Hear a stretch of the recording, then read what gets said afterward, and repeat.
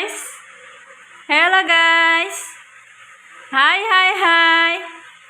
Hai guys. Hai. Kamu. Mimi. Episode 2. Seorang bocah perempuan cantik tertidur pulas di berangkar rumah sakit dengan kamar khusus VIP. Setelah sempat dikatakan henti jantung, bocah kecil itu berhasil diselamatkan. Meskipun dia sempat koma beberapa hari, bocah kecil itu berhasil melewatinya. Bahkan para dokter tercengang melihat keajaiban ini. Bocah perempuan itu membuka matanya perlahan, dunia sekelilingnya tampak kabur. Sebuah suara samar terdengar, namun tubuhnya terasa berat dan kaku.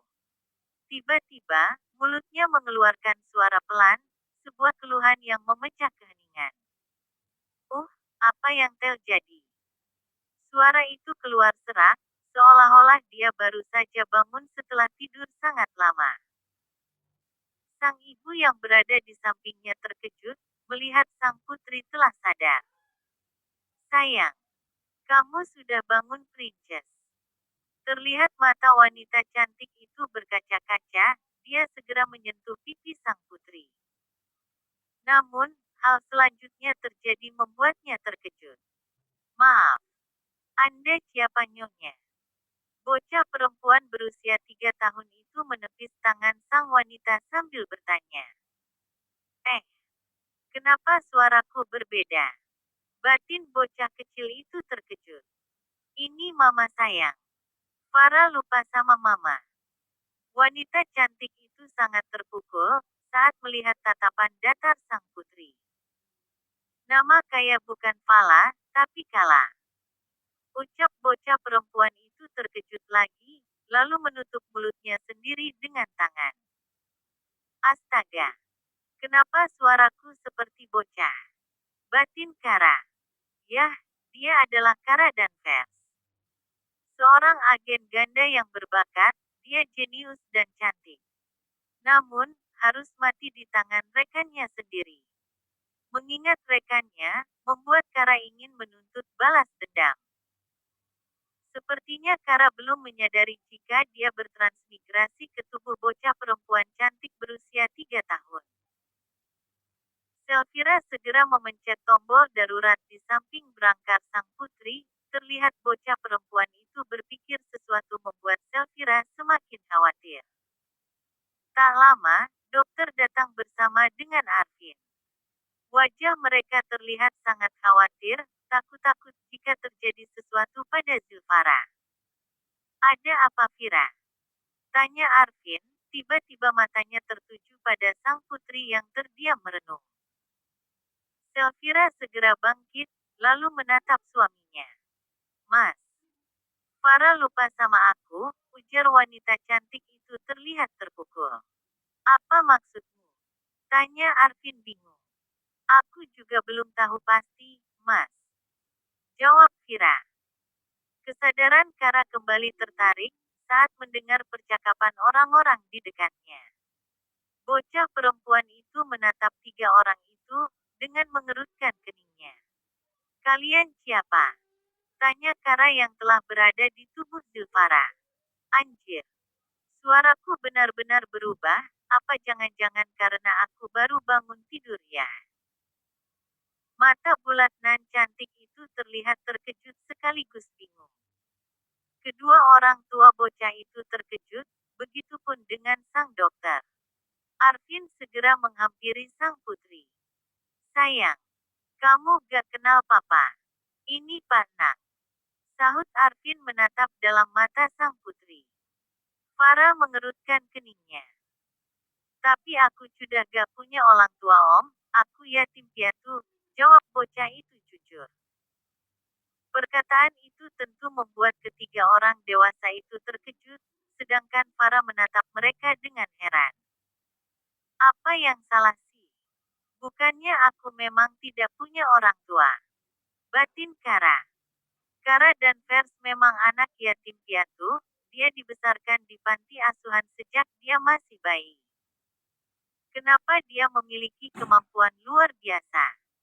Itu karena dia pernah diadopsi oleh seorang kakek tua. Kakek tua itu mengajarkan Kara seluruh kemampuan yang dia punya selama bertahun-tahun.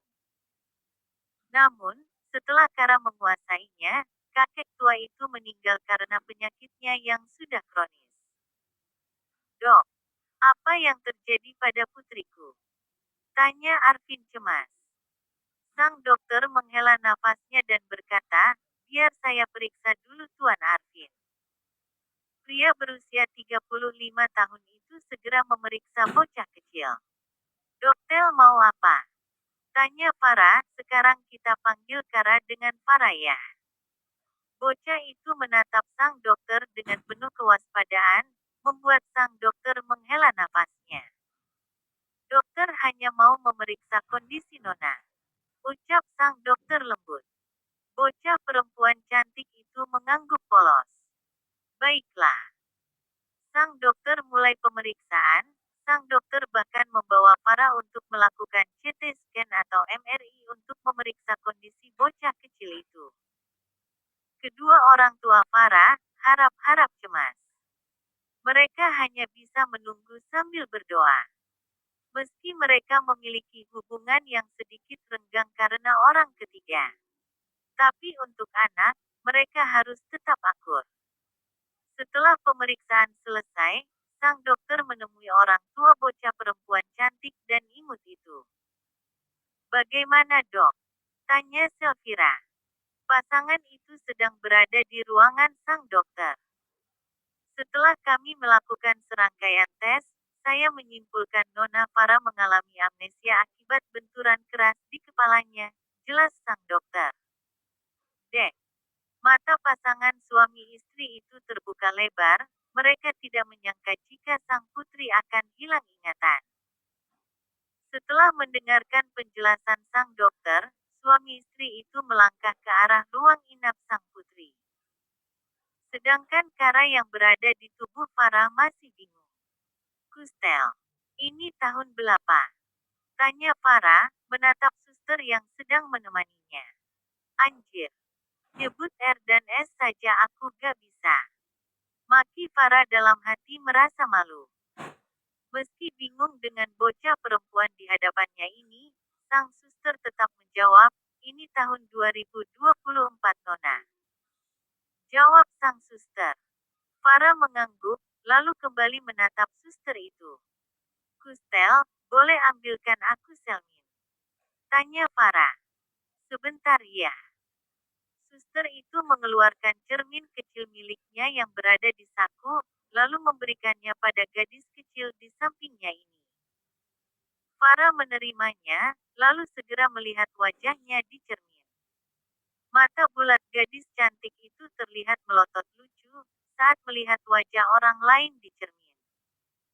Kustel, siapa anak ini? Tanya Farah terkejut menatap suster tersebut. Suster wanita itu terlihat terkeker lucu, bisa-bisanya anak kecil ini tidak tahu wajahnya sendiri, pikir suster itu. Itu kan Nona. Masa Nona tidak kenal wajah Nona sendiri? Jawab sang suster sabar. Kara dan Vers terkejut, lalu menggeleng cepat. Dia meraba-raba wajah itu. Lalu mencubit pipi gembul gadis itu membuatnya meringis. Lah benar. Ini wajahku, tapi kenapa Bika berubah? Gumam Farah terkejut. Sebentar. Tidak mungkin bukan, aku bertransmigrasi ke tubuh bocah. Batin Kara menerka-nerka. Farah kemudian meraba-raba tubuh kecilnya, dan ternyata benar. Gadis cantik yang sekarang di tubuh anak kecil itu semakin terkejut. Tidak mungkin. Transmigrasi adalah hal yang mustahil. Bantah Kara dalam hati. Tapi melihat apa yang ada di depan matanya, mau tak mau. Dia harus mempercayai, dia benar-benar bertransmigrasi ke tubuh bocah perempuan. Anjir. Aku bertransmigrasi, wah debak. Batin Kara merasa kagum. Tentu sebagai orang yang mempercayai pemikiran rasional, tentu ini membuat Kara merasa mustahil. Bahkan, rata-rata orang yang ada di muka bumi ini juga berpikiran sama dengannya. Perilaku Farah tentu tidak luput dari sang suster dan juga orang tuanya yang ternyata sudah ada di ambang pintu. Mereka terlihat sangat heran dan khawatir.